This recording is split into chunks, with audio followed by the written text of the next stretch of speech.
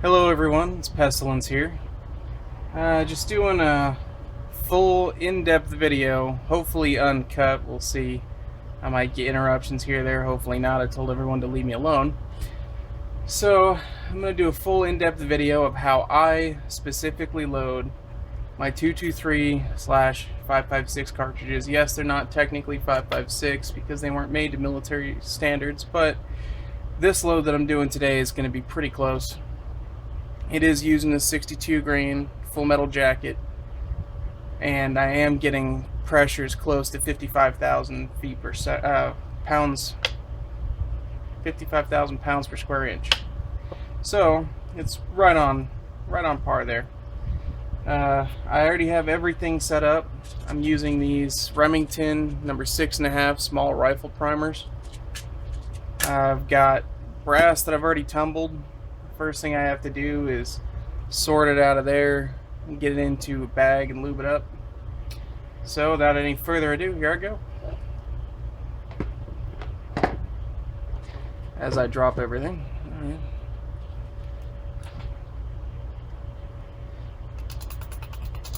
This is also the step I inspect my cases at. Make sure I don't have any cracking, bulging at the necks, or anywhere else for that matter.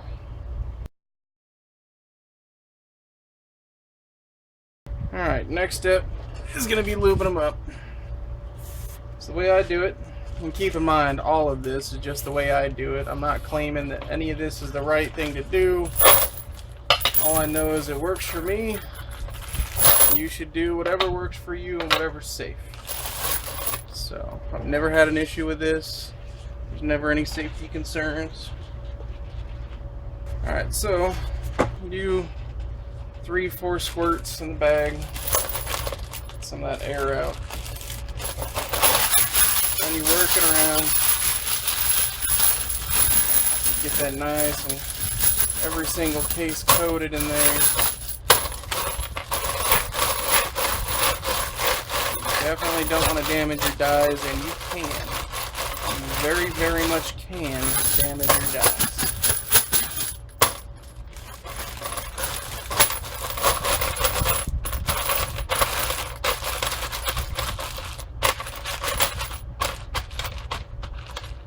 Alright, so I'm going to let that open, dry for a bit. Well, I'll give you a quick close-up. I've got this set up. This is a Lee Classic turret press.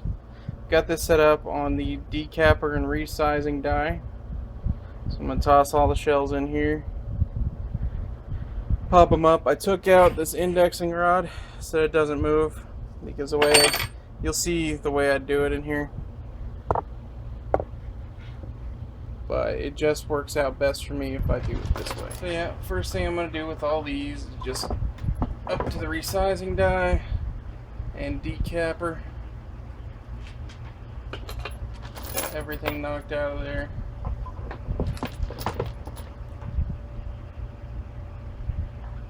Right.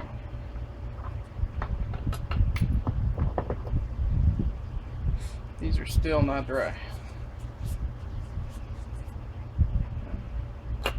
So I'm going to have to sit back a little bit longer. How about now? Yeah, I think the lanolin's wearing out of the monkey milk. Just not drying out the way it's supposed to. So I'm just going to run it as is.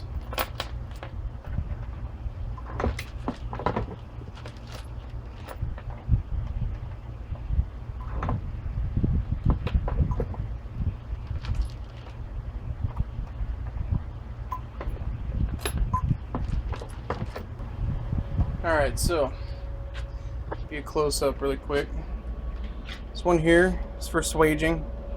556 brass has a crimp around the primer pocket, and this little collet here will knock that out, so it's easier to put a new primer in. This one here is my cutting station, and what I'm going to be doing is just taking them, starting with the swager, swage them, cut them, set them in a tray.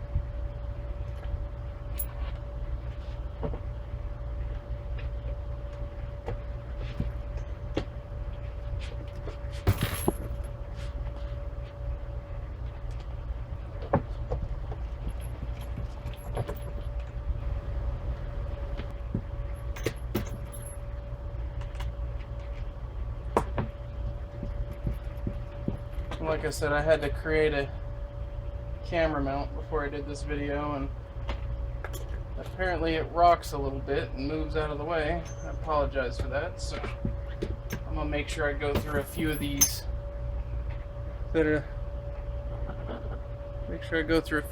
looking good, if I can get it to stay still for a second.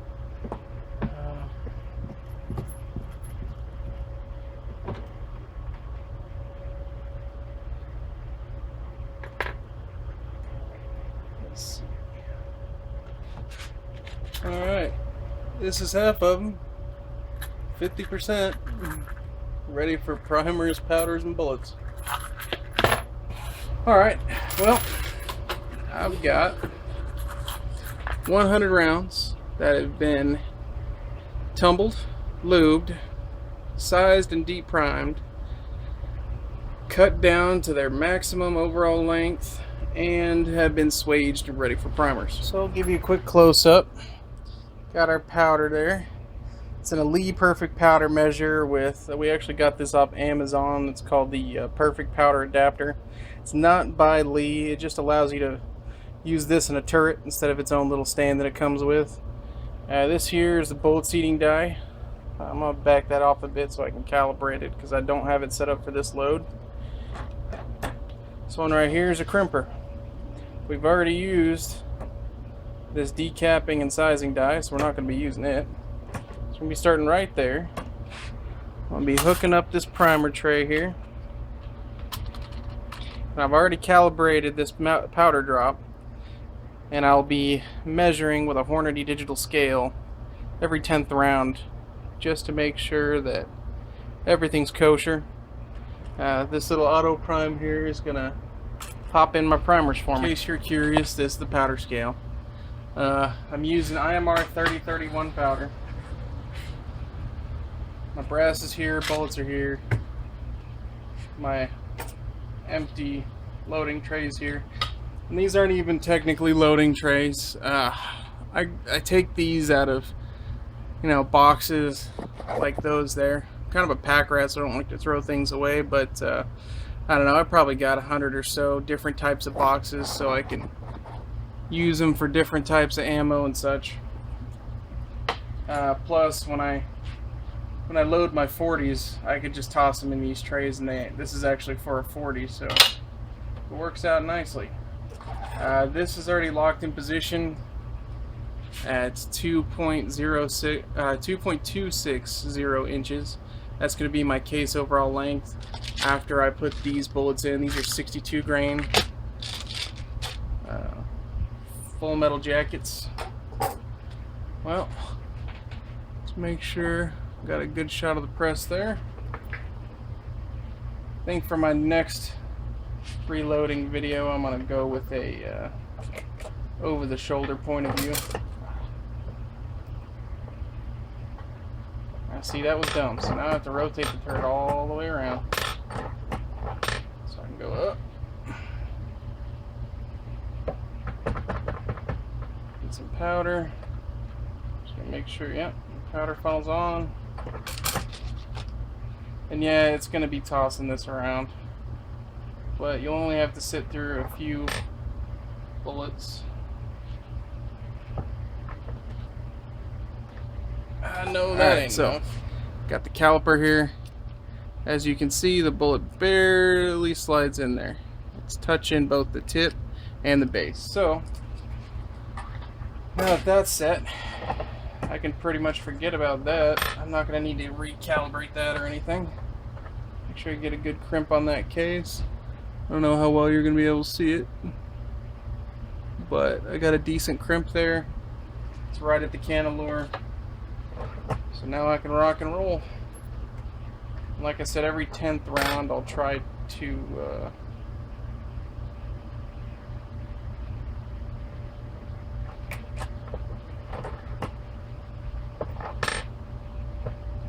to check the measurement for the powder, because I don't want to suddenly have a ton of powder in there. I don't want to suddenly not have any powder in there, so just a matter of trial and error, really. But I have found this perfect powder measure to be extremely accurate, or at least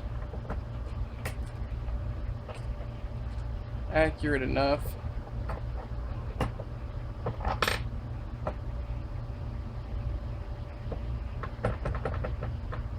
And in the past I have set up so that I can prime all the cases after the last 2 steps at once instead of just going straight to the turret, but I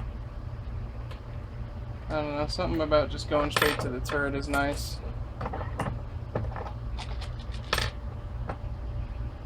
To remember, make sure I put powder in there before I try to put a bullet in.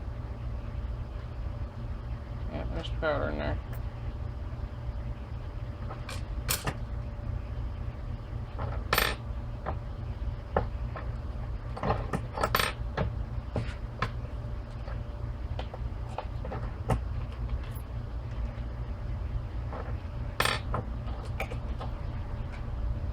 Oh, primer down.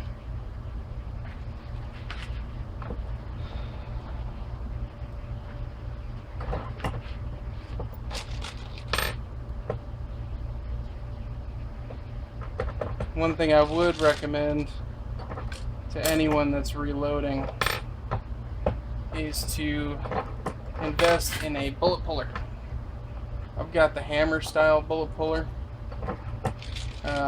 Really, it doesn't matter what kind of style you have, I don't think. The hammer's the only one I've ever tried, but I can't imagine you wouldn't be able to use a different type. That's it. That's how I load. These are 62 grainers that I'll be running in my 16-inch 1 and 7-inch twist AR-15. That's my go-to-war rifle. Nothing too special, just a hot load. IMR 3031, 22 grains, 2.26 inches overall. That's about it.